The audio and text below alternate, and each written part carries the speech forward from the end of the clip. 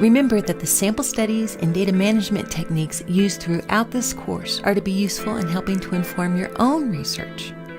Apply the principles and techniques of data management, testing, and analysis you see in these examples to your own research project. Let's suppose that we've carried out the observational study of smoking cessation methods. We're trying to determine which method works best: drugs to alleviate nicotine addiction, therapy, combined drugs and therapy, or simply quitting. The explanatory variable is the method, while the response variable is eventual success or failure in quitting. Our study shows that the percentage succeeding with the combination drug and therapy method was highest, while the percentage succeeding with neither therapy nor drugs was lowest. In this example, there is clear evidence of an association between method used and success rate. Can we conclude that the combination drug therapy method causes success more than using neither therapy or drugs? It is at precisely this point that we confront the underlying weakness of most observational studies. Some members of the sample have opted for certain values of the explanatory variable, method of quitting, while others have opted for other values. It could be that those individuals may be different in additional ways that would also play a role in the response of interest. For instance, suppose older people are more likely to choose certain methods to quit, and suppose older people in general tend to be more successful in quitting than younger people. The data would make it appear that the method itself was responsible for success, whereas in truth, it may just be that being older is the reason for success. We can express this scenario in terms of the key variables involved. In addition to the explanatory variable, or method, and the response variable, success or failure, a third lurking variable, age, is tied in or confounded with the explanatory variable's values and may itself cause the response to be success or failure. We could control for the lurking variable age by studying older and younger adults separately. Then, if both older and younger adults who chose one method have higher success rates than those opting for another method, we would be closer to producing evidence of causation. The diagram demonstrates how straightforward it is to control for the lurking variable age by modifying your study design. Notice that we did not claim that controlling for age would allow us to make a definite claim of causation, only that we would be closer to establishing a causal connection. This is due to the fact that other lurking variables may also be involved, such as the level of the participant's desire to quit. Specifically, those who have chosen to use the drug therapy method may already be the ones who are most determined to succeed, while those who have chosen to quit without investing in drugs or therapy may, from the outset, be less committed to quitting. To attempt to control for this lurking variable, we could interview the individuals at the outset in order to rate their desire to quit on a scale from 1 to 5, with 1 being the weakest and 5 being the strongest. Then we could study the relationship between method and success separately for each of the 5 groups. But desire to quit is a very subjective thing, difficult to assign a specific number to. Realistically, we may be unable to effectively control for the lurking variable, desire to quit. Who's to say that age and/or desire to quit are the only lurking variables involved? There may be other subtle differences among individuals who choose one of the 4 various methods to quit smoking. And researchers may fail to conceive of these subtle differences as they attempt to control for possible lurking variables. For example, smokers who opt to quit using neither therapy nor drugs may tend to be in a lower income bracket than those who opt for drugs and/or therapy, because they can afford this method. Perhaps smokers in a lower income bracket also tend to be less successful in quitting because more of their family members and co-workers smoke. Thus, socioeconomic status is yet another possible lurking variable in the relationship between cessation method and success rate. It's because of the existence of a virtually unlimited number of potential lurking variables that we could never be 100% certain of a claim of causation based on an observational study. Observational studies cannot prove causality. On the other hand, observational studies are an extremely common tool used by researchers to attempt to draw conclusions about causal connections. To do this, great care must be taken to control for the most likely lurking variables. Only then can researchers assert that an observational study may suggest a causal relationship.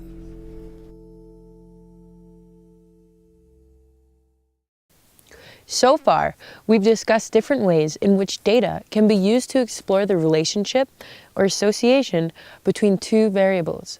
When we explore the relationship between two variables, there is often a temptation to conclude from the observed association that changes in the explanatory variable cause changes in the response variable. In other words, you might be tempted to interpret the observed association as causation. The purpose of this part of the course is to convince you that this kind of interpretation is often wrong.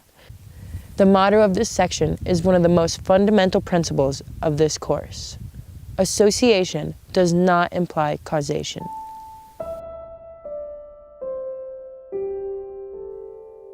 For example, house fires and wildfires cause substantial damage when they occur. What variables might affect the extent of this damage? This scatter plot illustrates how the number of firefighters sent to fires on the x-axis is related to the amount of damage caused by fires on the y-axis in a certain city. The scatter plot clearly displays a fairly strong or slightly curved positive relationship between the two variables. Would it then be reasonable to conclude that sending more firefighters to a fire causes more damage, or that the city should send fewer firefighters to a fire in order to decrease the amount of damage done by the fire? Of course not. So what's going on here? There is a third variable in the background, the seriousness of the fire, that's responsible for the observed relationship. More serious fires require more firefighters and also cause more damage. This model will help you visualize this situation. The seriousness of the fire is a confounding variable. In statistics, a confounding variable, also known as confounding factor, a lurking variable, a confound, or confounder, is an extraneous variable that is associated positively or negatively with both the explanatory variable and response variable. We need to control for these factors to avoid incorrectly believing that the response variable is associated with the explanatory variable.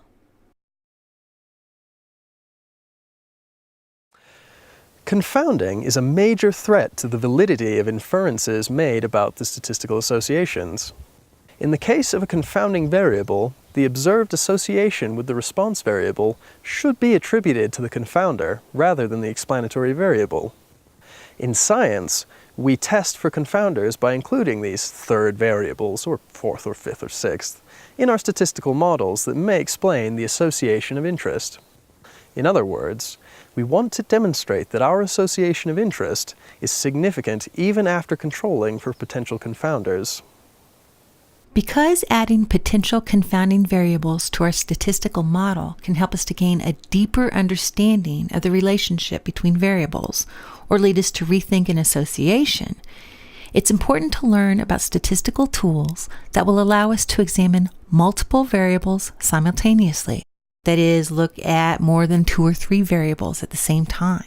The general purpose of multivariate modeling techniques, such as multiple regression and logistic regression, is to learn more about the relationship between several explanatory variables and one response variable.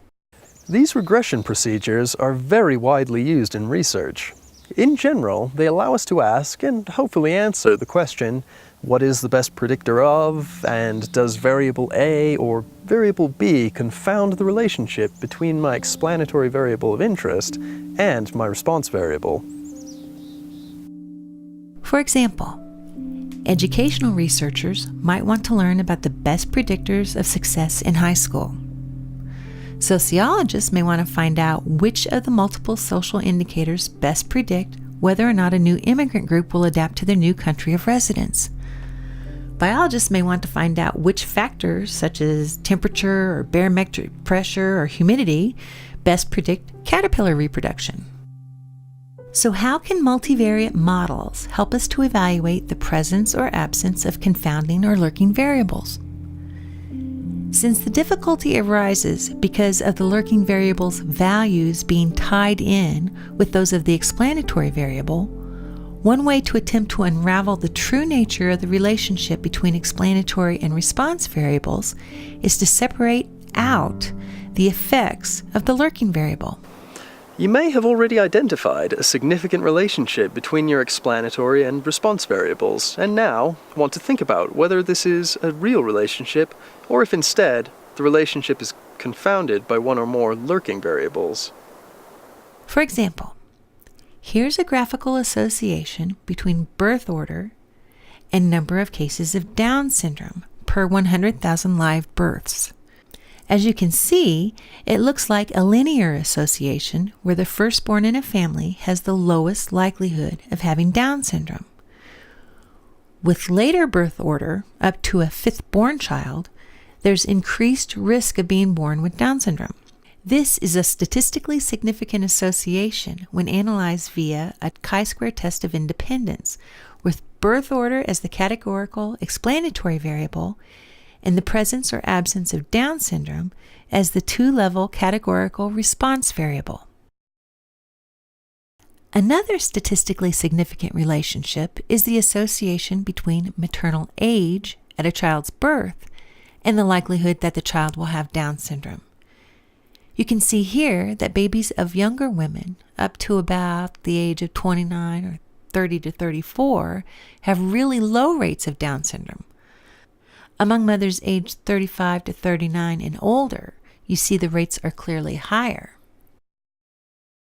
Remember, in the case of a confounding variable, the observed association with the response variable should be attributed to the confounder rather than the explanatory variable. We test for confounders by including these third variables, or fourth or fifth, in our statistical models that may explain the association of interest.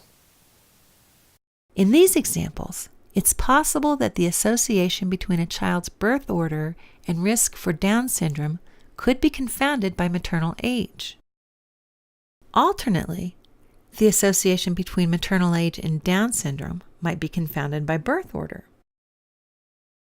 Or, both birth order and maternal age might independently predict the likelihood of a diagnosis of Down syndrome after controlling for each other.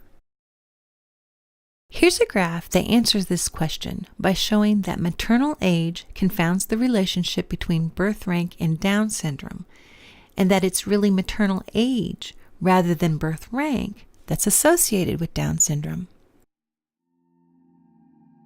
Here you see birth order along the horizontal axis. The maternal age groups are along the z-axis. Then on the y-axis, we have cases of Down syndrome per 100,000 live births. If we look across birth order separately for each maternal age group, we see that there really is no difference in rates of Down syndrome by birth order. In other words, once we control for the age of the mother, that is, examine the rates of Down syndrome across birth order, but one maternal age group at a time, there's no association between birth order and Down syndrome. If we look at rates of Down syndrome across maternal age for each individual birth order, we see an upward trend as maternal age increases. So if you look across these colors, this is a great graphical representation where we see that it isn't birth order that is associated with Down syndrome, it's maternal age. In other words, once we control for birth order, there's still an association between maternal age and Down syndrome. Birth order does not confound the relationship between maternal age and Down syndrome. The relationship holds even after controlling for birth order. Here is another question about confounding. I start with a simple question about an association between an explanatory and response variable. is the incidence of coronary heart disease greater among men who drink coffee than among men who don't drink coffee? My response variable is coronary heart disease, and my explanatory variable is the history of coffee drinking. If I find a significant association in my data, I will also want to evaluate whether there are other variables that might confound or explain the relationship. It strikes me that some people who drink lots of coffee do so while also smoking cigarettes. So I would like to evaluate if smoking is a confounder in the relationship between coffee drinking and coronary heart disease. This relationship between coffee drinking and coronary heart disease is the one that we're testing. But we also want to partial out or remove smoking from that association. We want to see if that relationship between coffee drinking and coronary heart disease is still significant after we account for smoking. Here's a Venn diagram that illustrates how our multivariate models will handle this question. Coronary heart disease is our response variable. Our explanatory variable is coffee drinking. Our basic question is, do we know something about the presence or absence of coronary heart disease by knowing the level of coffee drinking in our sample? But we may also know or believe that smoking is related to both coronary heart disease and coffee drinking. So we want to include smoking in our model as a possible confounder in the relationship between coffee drinking and coronary heart disease. Other terms used to describe a potentially confounding variable in my statistical model include control variable, covariate, third variable, or lurking variable. When we're looking at the association between coffee drinking and coronary heart disease, the overlap you see in the Venn diagram is what we're testing. We're saying, is that overlap significant? Are they significantly associated? When we add the potential confounder of smoking, we're asking, is coffee drinking and coronary heart disease still significantly associated after we partial out the overlap between coffee drinking and coronary heart disease that can be accounted for by smoking? Because smoking is associated with coronary heart disease and coffee, there's a part of the association between coffee drinking and coronary heart disease that can be accounted for by smoking, the highlighted area in the Venn diagram. What we want to do is mathematically partial that out. When we run multivariate models, we're partialing out the portion of the association between the explanatory and response variables that can be accounted for by that overlap with the third variable.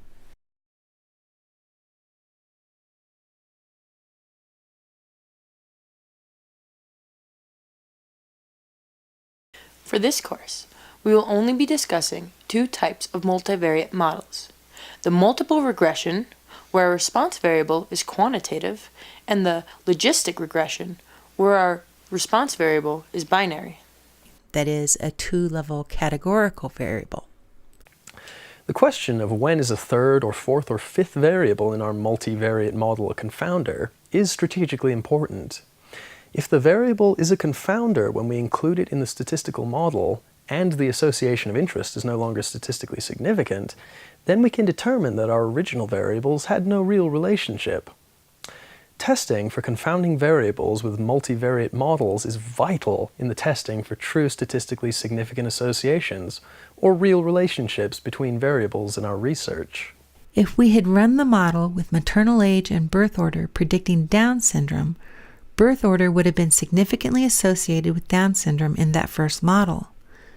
Once we added maternal age to the model as a potential confounder, the association between birth order and Down syndrome would no longer be significant. So we now know that we will use multiple regression to evaluate multiple explanatory variables and/or potential confounders when predicting a quantitative response variable. So how does a linear regression analysis work? Let's start with a simple example. We imposed our causal model on observational data by selecting our explanatory and response variables denoted by x and y and placed on the x and y axis of a bivariate graph. Let's return to the graph that we made earlier using the Gapminder dataset. Here, we visualize the association between internet use rate in a country and the percent of its population that lives in an urban setting. As you'll recall, we place the explanatory variable on the x-axis and the response variable on the y-axis. So our research question is the rate of urbanization associated with the rate of people who use the internet? As you can see, we also ran a Pearson correlation and found a pretty strong, positive, and significant linear association between these two variables. R equals 0.61. In order to test this model, our first goal is to determine the equation of that best fit line, the line that we created in our graph that shows the best linear fit between our two variables of interest. As you may recall from high school algebra, the equation of a line is usually defined as y equals mx plus b, where x and y are the variables that are on those respective axes. M is the slope of the line, and b is the y-intercept, the spot where the line crosses the y-axis. In our model, we know that internet use rate is our y, or response variable, and urban rate is our x, or explanatory variable. So we need to determine our slope and our intercept in order to define this best fitting line. In statistics, we often use terminology that's a little different from y equals mx plus b. Our symbols y and x remain the same, but we call the slope of variable x the beta sub 1 value, and the intercept of our model is called our beta sub 0 value. These beta values are often called coefficients. Together, beta sub 0 and beta sub 1 times x make up what is called the linear component of our model. In addition, we will always have some error in our data, and so we must include that in our model as well. So how do we find the equation of this best fit line? In R, the function that we'll be using is called the Lm function. Lm stands for linear model, as you can see from the model syntax. First, we create an object in which our results will be stored, followed by the assignment arrow, and then followed by the function Lm. The Lm function takes two inputs in parentheses. The first input is the formula that selects your response and explanatory variables. This formula is in the form response variable tilde explanatory variable. The two inputs to the Lm function are separated by a comma, and the second input selects your data set. This takes the form data equals, then the name of your data set. This second input tells R to take our variables from this data set, and this means we don't have to type data $variable for each of the variable names. For this sample research question from the Gapminder dataset, we'll type m1.internet, assignment arrow, lm, parens, internet use rate, tilde, urban rate, comma, data equal Gapminder, close parens. To see the results of the analysis, use the summary function.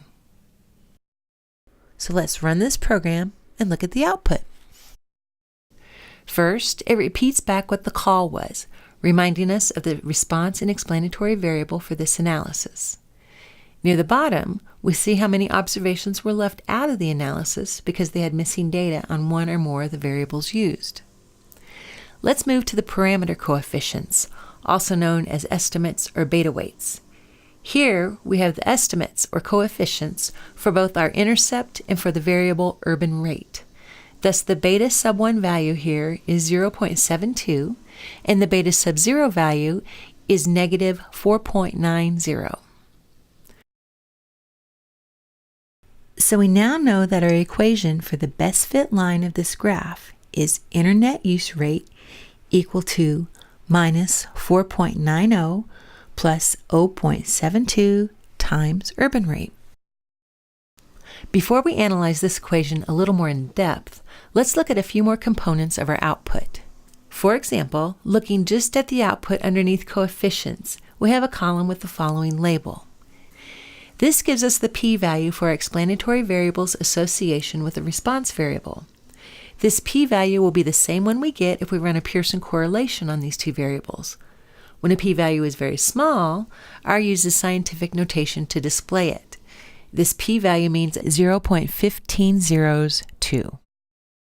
When reporting this result, you would report p is less than 0.001. The Lm function also gives an R² value, a value that we talked about in the chapter on Pearson correlation. Now we don't need to calculate the R² value by hand, as it will be directly given to us.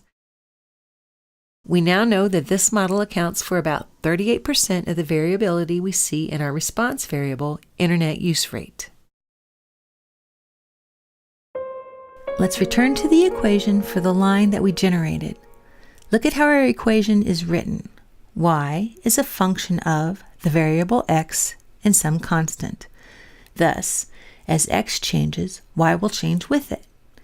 In building this model, we're saying that we believe that x relates to y in some meaningful way. What's exciting about this equation is that we can also use it to generate predicted values for y. The symbol that we use for predicted values of y is y hat. For example, let's say we're told that a country has 80% urbanization. Can we predict their level of internet use? Yes. We just plug the value 80 into our equation where we have our x value. As you can see, in a country with 80% urbanization, we would expect 52.7 people out of every 100 to use the internet. Also note from our beta sub 1 that this value is by how much internet use would increase for every 1 unit increase in urban rate. For example, if we had a country with 81% urbanization, we would know that we would expect their internet use rate to be 0.72 people higher, that is almost 1 person, than a country with 80% urbanization. However, note that this is only the expected internet use rate given what we know about urbanization. It's the value that rests exactly on the best fit line. Unless our data were perfectly correlated, we would anticipate that our expected value and our observed values would differ from one another to some extent.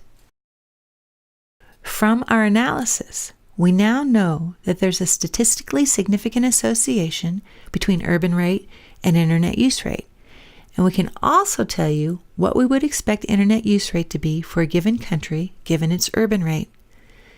This statistical model has opened the doors to being able to better understand what's really going on between internet use rate and urbanization. As long as we keep in mind that we're limited by the fact that we impose the causal model rather than being able to directly test for causation, and that expected data is not the same as observed data, we're still able to explain much about this relationship of interest. For example, Canada has an urban rate of about 80%. However, its internet use rate is observed at 81.3, not 52.7. This is exactly why we include an error term in our model. We are not perfect diviners of the future. What we can do with statistics, however, is identify trends in our data and use those trends to look at what we would expect our data to look like. These trends are incredibly important. This equation makes a lot of sense to us when we're working with a quantitative explanatory variable and quantitative response variable. But what about a categorical explanatory variable and quantitative response variable? It obviously wouldn't make very much sense, for example, for us to create a scatter plot and use gender as our predictor variable. However, a regression model will still be informative. Let's look at the output testing the linear relationship between depression and number of nicotine-dependent symptoms, where major depression is a binary categorical explanatory variable and number of nicotine-dependent symptoms, ranging from 0 to 7, is a quantitative response variable. Our research question is having major depression associated with an increased number of nicotine-dependent symptoms? However, first we're going to look at the data management necessary to create a new variable, ND symptoms, a quantitative response variable. There are 7 symptoms of nicotine dependence according to the NESARC codebook. We need to data manage each of these nicotine dependence variables in order to be able to add them together to create a sum score that indicates the severity of nicotine dependence. We will do this in accordance with a common list of criteria for nicotine dependence based on the DSM. The first symptom is tolerance, which is measured by 2 variables in NESARC.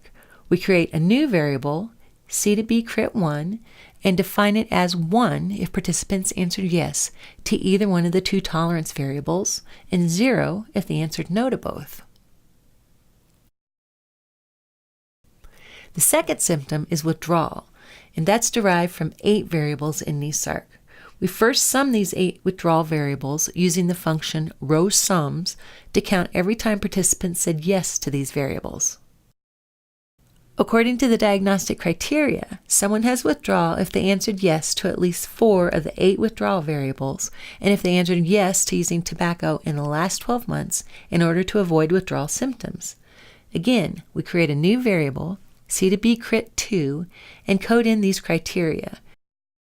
If the sum of the withdrawal symptoms variables is 4 or more, or the answer is yes to using tobacco in the last 12 months to avoid nicotine withdrawal symptoms, then this new withdrawal variable is defined as 1.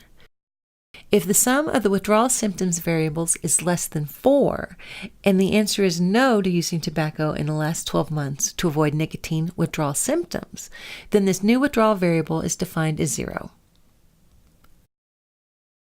In consultation with the diagnostic criteria, we continue to code the remaining symptoms as new variables, C to B crit 3 through C to B crit 7. For the variable asking if someone has used more tobacco than intended in the last 12 months, C to B crit 3 is assigned 1 if they answered yes and 0 if they answered no. For the variables asking if someone had attempted to cut down on tobacco use more than once but couldn't do it, and asking if someone had wanted to stop or cut down on tobacco use in the last 12 months, a new variable, C to B crit 4, is defined as 1 if the answer was yes to either variable, and is defined as 0 if the answer is no to each variable. New variable C to B crit 5 is defined as 1 if the answer to have you ever found yourself chain smoking in the last 12 months is yes, and is defined as 0 if the answer is no. New variable C to B crit 6 is defined as 1 if someone answered yes to reducing activities of interest or important activities because tobacco use was not permitted at the activity in the last 12 months. This new variable is defined as 0 if the answer to both questions was no. Data management defines our last new variable, C to B crit 7, as 1 if the answer to use of tobacco continued despite knowledge of physical or psychological problems in the last 12 months. This variable is defined 0 if the answer to each variable was no. Now that we're finished data managing each of the 7 symptoms of nicotine dependence, we once again sum them using the row sums function to count how many symptoms each participant reported. One last step is to set any cases where the participant had NA for all of the 7 component variables to NA. That's the data management required to create our new ND symptoms variable in order to answer the following research question: is having major depression associated with an increased number of nicotine-dependent symptoms? Now we can work on the code to test the linear relationship between depression, the variable major dep life, and number of nicotine-dependent symptoms, our new variable ND symptoms. In this code, again using the function Lm, the response variable comes first, followed by a tilde, and then the explanatory variable. Then, after a comma, it ends with the specification of the data set. We assign it to an object and call the function summary on that object. Here we've assigned the output from running the Glm function to the object M1.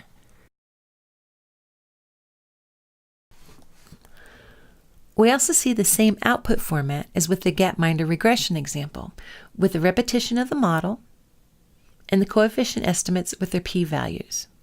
Thus we know that our equation is ND symptoms equals 2.19 plus 1.36 times major dep life. Let's consider what this equation actually means, since it's not a best fit line of the scatter plot. We know that the variable major dep life is our depression variable, and it takes on the value 0 if the individual does not have major depression, and the value 1 if the individual does have major depression.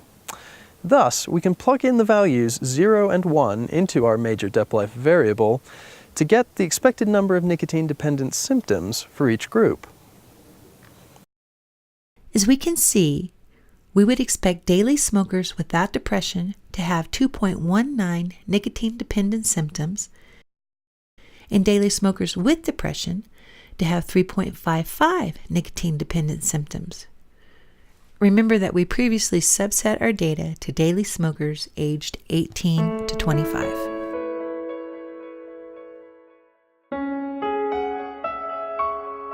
Notice that this is also the mean number of nicotine-dependent symptoms for each group, which we can see by running summary statistics. We can also generate a graph of the means.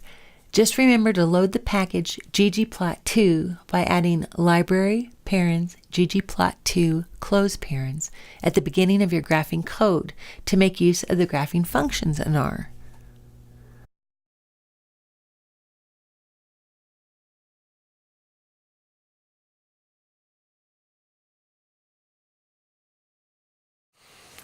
So although we may not be working with a best fit line, we are still generating important descriptive information out of this equation.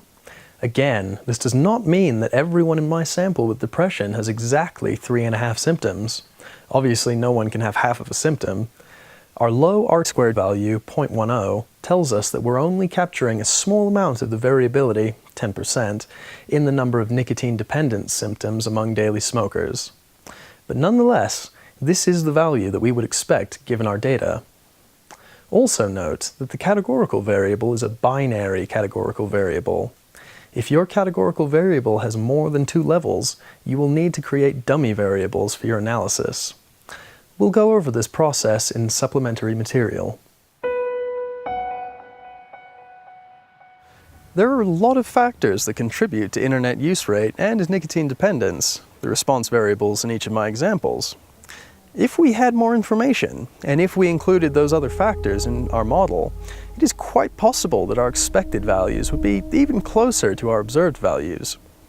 We could include several explanatory and/or predictor variables into our model in order to evaluate both the independent contribution of multiple explanatory variables in predicting our response variable, and also in order to evaluate whether specific variables confound the relationship between our explanatory variable of interest and our response variable.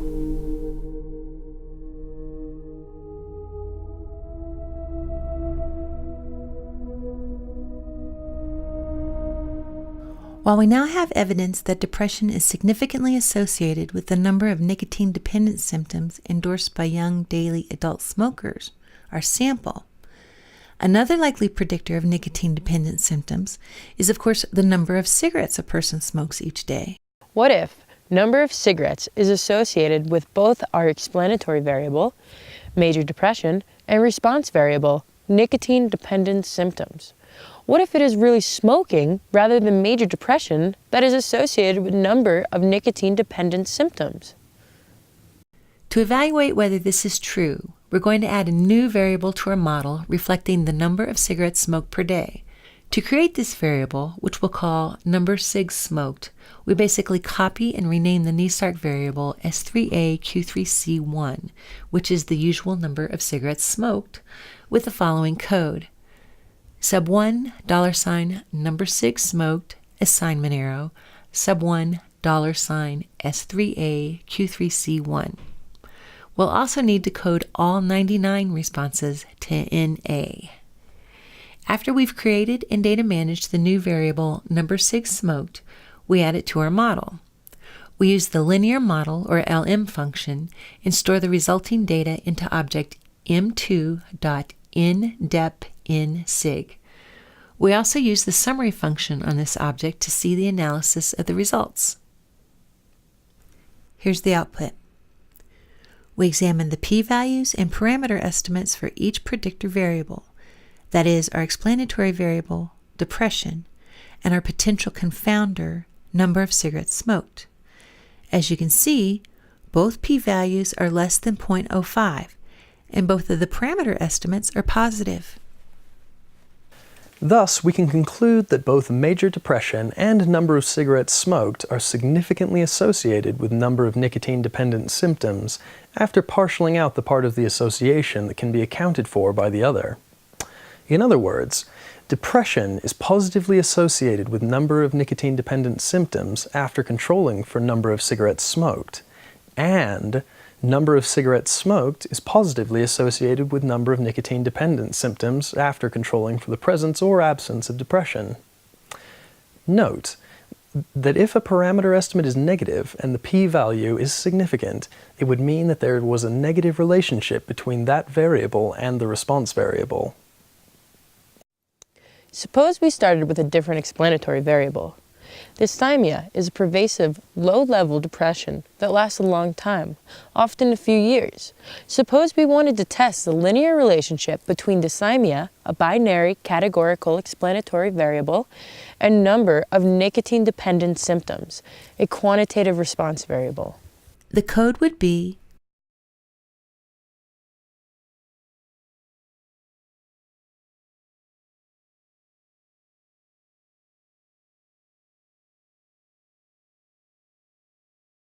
You can see from the significant p-value and positive parameter estimate that dysthymia is positively associated with number of nicotine-dependent symptoms.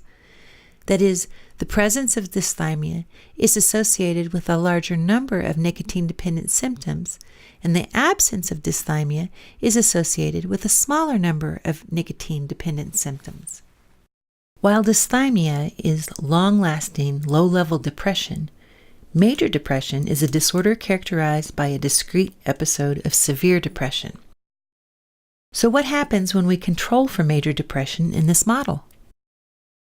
As you can see, dysthymia is no longer significantly associated with number of nicotine-dependent symptoms after controlling for major depression. Here we have an example of confounding.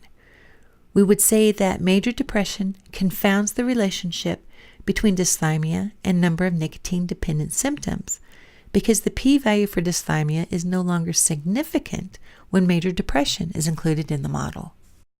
As in the previous example, using multiple regression, we can continue to add variables to this model in order to evaluate multiple predictors of our quantitative response variable, number of nicotine-dependent symptoms. Here we can see that when evaluating the independent association among several predictor variables and number of nicotine-dependent symptoms, major depression and number of cigarettes smoked are positively and significantly associated with number of nicotine-dependent symptoms, while dysthymia, age, and gender are not. The code for the multiple regression in this example is M5 assignment arrow LM parens ND symptoms tilde dyslife plus major dep life plus number sig smoked plus age plus sex comma data equal sub 1 in parens, and use the summary function to see the output of your results. Multiple regression is the appropriate statistical tool when your response variable is quantitative. If your response variable is categorical with 2 levels, we need to use another multivariate tool, logistic regression. The R function we'll use is the Glm function, which stands for General Linear Model. Just like the Lm function, in parentheses you type in your response variable, a tilde, and then the explanatory variable, a comma, then data equal, and the name of your data set. In addition, you have to tell R that you want to run a logistic regression by typing a comma after the name of your data set and then family equal quotation mark binomial in quotation mark. For example, Let's say that we're interested in determining whether nicotine dependence is associated with social phobia among our sample population of young adult daily smokers. That is, whether or not those with or without social phobia are more or less likely to meet criteria for nicotine dependence. We're going to create a new response variable for this example based on the Nisark variable tab 12 MDX. Thus, our newly named response variable, nicotine dep, is binary, yes or no to nicotine dependence. And so we should use a logistic regression. Note, however, that because our variable is coded 0 and 1, where 0 is the absence of nicotine dependence and 1 is the presence of nicotine dependence, the model predicts the presence of nicotine dependence. Nisark also has a variable that we'll use as an explanatory variable called soc-PD-life that indicates the presence or absence of social phobia, which is an anxiety disorder marked by a strong fear of being judged by others and of being embarrassed. Thus our code would be M1ND assignment arrow GLM parens nicotine dep tilde soc-PD-life, comma, data equals sub 1, comma, family equal quotation mark binomial, in quotation, close parens. And then we use the summary function to see the results of our analysis. When we look at the output, we find it looks basically the same as the output for the Glm function. You see the repetition of the model, the number of missing observations at the bottom, and the coefficient estimates with their p-values. Notice also that our regression is significant with a p-value of 0.0002. Of course, using the parameter estimates, we could generate the linear equation nicotine dep is a function of 0.38 plus 1.23 times soc-PD-life. But let's really think about this equation some more. In a regression model, our response variable was quantitative, and so it could theoretically take on any value. In a logistic regression, our response variable only takes on the values 0 and 1. Therefore, if I tried to use this equation as a best fit line, I would run into some problems. Instead of talking in decimals, it may be more helpful for us to talk about how the probability of being nicotine dependent changes based on the presence or absence of social phobia. For example, are those with social phobia more or less likely to be nicotine dependent than those without social phobia? Instead of true expected values, we want probabilities. Described visually, we'll no longer find the best fit line, shown in red, very helpful to us, as our outcome variable cannot take on any value. Instead, we're saying that there is somewhere along our x-axis where our outcome variable moves from being more likely to be a 0 to being more likely to be a 1. Our goal will be to quantify the probability of getting a 1 versus a 0 for a given value on our x-axis. In order to better answer our research question, we will choose odds ratios as opposed to coefficients. The odds ratio is the probability of an event occurring in one group compared to the probability of an event occurring in another group. Odds ratios are always given in the form of odds and are not linear. Odds ratios are often a confusing topic for students when they're first introduced to it, so it will be important to go through it conceptually and better understand exactly what an odds ratio is and what it means. An odds ratio can range from 0 to positive infinity and is centered around the value 1. If we ran our model and got an odds ratio of 1, it would mean that there's an equal probability of nicotine dependence among those with and without social phobia. Those with social phobia are equally as likely to be nicotine dependent as those without. It's also likely then that our model would be statistically non-significant. If an odds ratio is greater than 1, it means that the probability of becoming nicotine dependent increases among those with social phobia compared to those without. In contrast, if the odds ratio is below 1, it means that the probability of becoming nicotine dependent is lower among those with social phobia than among those without. So how do we calculate the odds ratio? It is possible to do this by hand. The odds ratio is the natural exponentiation of our parameter estimate. Thus, all we would need to do is calculate the power of our parameter estimate. However, we could also let R do this for us. We're going to add the exp function to our script. Here's a template for how to use the exp function. exp parens model name $, coefficients, close parens. And here's what we'll add to our sample code. exp parens m1 nd $, coefficients, close paren. Because both our explanatory and response variables in this model are binary, coded 0 and 1, we can interpret this odds ratio in the following way. Within our sample, the odds of having nicotine dependence are 3.4 times higher among those young adult smokers with social phobia than they are among young adult smokers without social phobia. We also want to get a confidence interval for the odds ratio. The template for the confidence interval code, which uses the exp parens conf int parens model name close paren close paren. So this is the code we'll use for our example. Remember that our data set is just a sample of a population. We don't have every young adult daily smoker in the U.S. This confidence interval from 1.85 to 6.97 tells us which values for the odds ratio parameter in the population are plausible.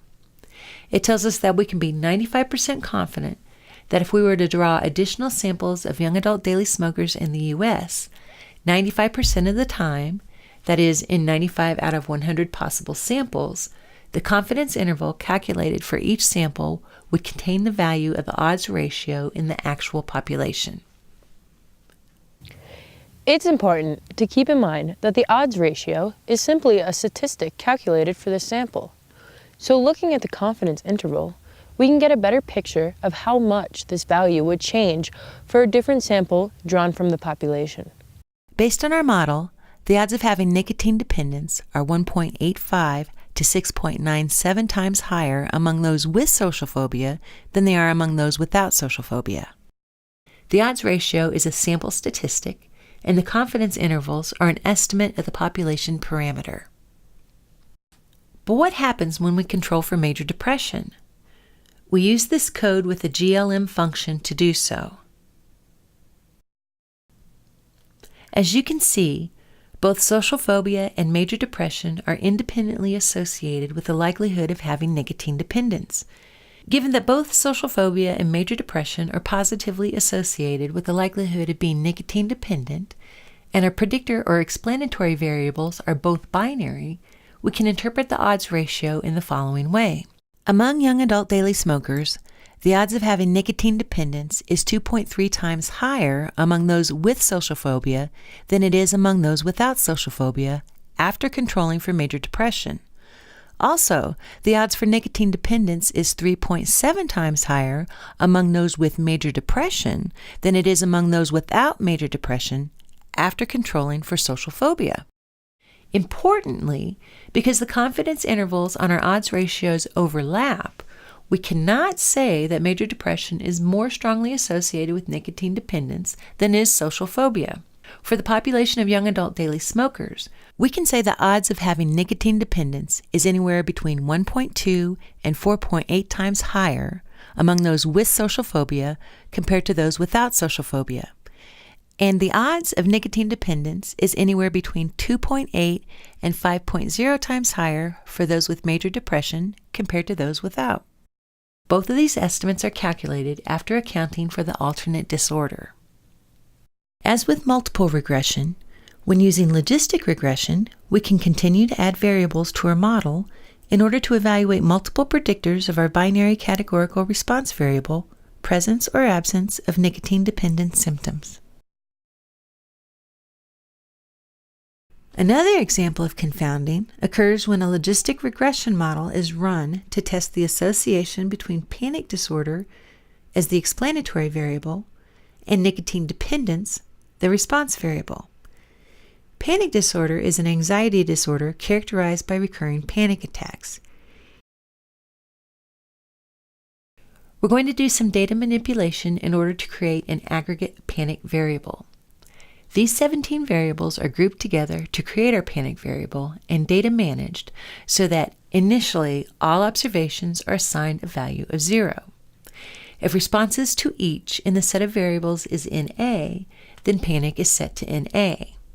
And if the response to 2 of the variables within the set was 1, or the response to the variable signifying the participant intensely experienced at least 4 of the conditions represented by the variables was 1, then our variable panic is set to 1, or yes.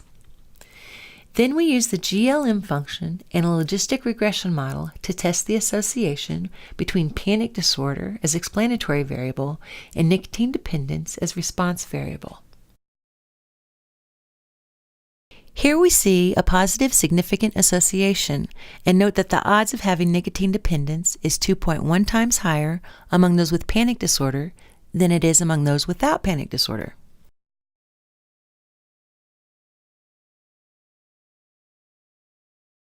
However, when we add major depression to the model, panic disorder is no longer significantly associated with nicotine dependence.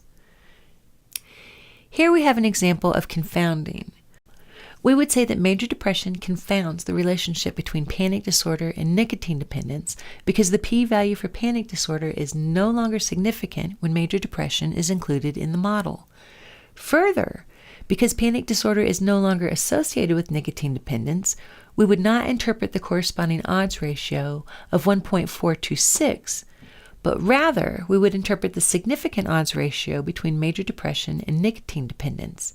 That is, young adult smokers have an odds of nicotine dependence that is 3.6 times higher for those with major depression than for those without major depression after controlling for panic disorder. By now, you should be feeling a little more comfortable with the idea of generating a regression model when your outcome variable is binary. Remember to always code your outcome variable so a 0 means no outcome and a 1 means that an outcome occurred.